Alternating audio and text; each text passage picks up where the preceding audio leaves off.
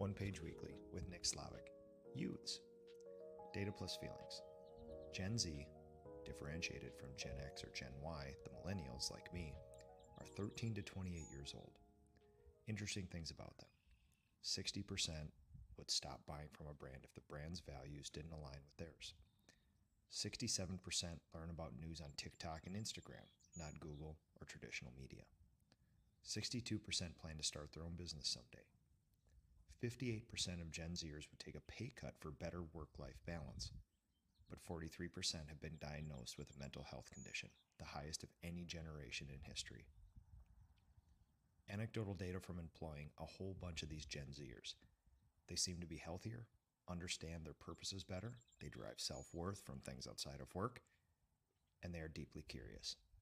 Most seem to have a sense of calm, which does not jive with some of the commonly accepted stats about them. Maybe it's just my sample set, though. Specifically, I have 2 college students that work for me on my leadership team. One came to me while still in high school, curious about entrepreneurship, sales, and making his own way through life. He was interested in my businesses, but even more interested in the real estate stuff I do. This is a pattern I've seen in the high school business classes I've lectured in.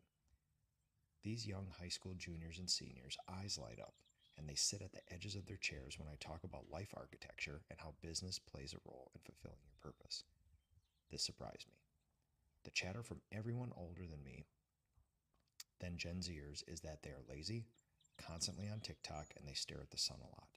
But this isn't unique. I feel like every generation has similar complaints about people younger than them: music, hair, clothes, and work ethic. People said this about me and my millennials and zennials. Most of it never came true. This bright-eyed high school kid took such an interest in what I do, I taught him the functions of my painting business, and more specifically, the office coordination and admin duties. It used to take a human 40+ hours to do this. Now he does the core functions in about 16 hours a week. And most interestingly, he moved his 3-monitor setup to his college dorm room in northern Minnesota and runs all the admin duties from there during the school year. This last winter, I met my coordinator's dorm mate. He's a curious marketing major who overheard our one-on-one meetings in the background and was also interested in what we do. I tested him. I gave him a task of creating an archive of all of the Ask a Painter live videos, fully rounded out with a spreadsheet catalog, links, and a Google Drive of the episodes.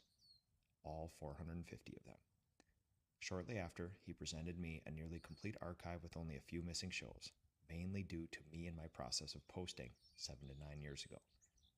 No head trash, no limiting belief, just action and happiness. This marketing major is now in his first month of running the core functions of my marketing efforts for my painting business and has a desk in my office. This team of 2, who I lovingly call my own Doge team, is tasked with efficiency, lower expenses without lowering service, and revenue creation. Early spring, they came to me with an idea I would not have had myself. A really simple, elegant way to generate revenue from an otherwise driver of expense. Chef's kiss. This was a great reminder of a few things. Trust those who share your core values. Give freedom to those who show curiosity. And be open to the idea that you're not the smartest, most agile one in the room. By trade standards, I'm still young. By the real world, I'm middle-aged. If you ask my Doge team, I'm a dude with a gray beard, 4 kids, and I reference the late 1900s a lot. This team and my awesome, decent human beings I employ as craftspeople fill me with energy. In a world where it's common to talk down about the youths and to overlay stereotypes that may not be real, I'm proud to say I found a way to leverage their unique abilities. I'm so deeply proud of these people and grateful for them. Another great life lesson about being open to new things.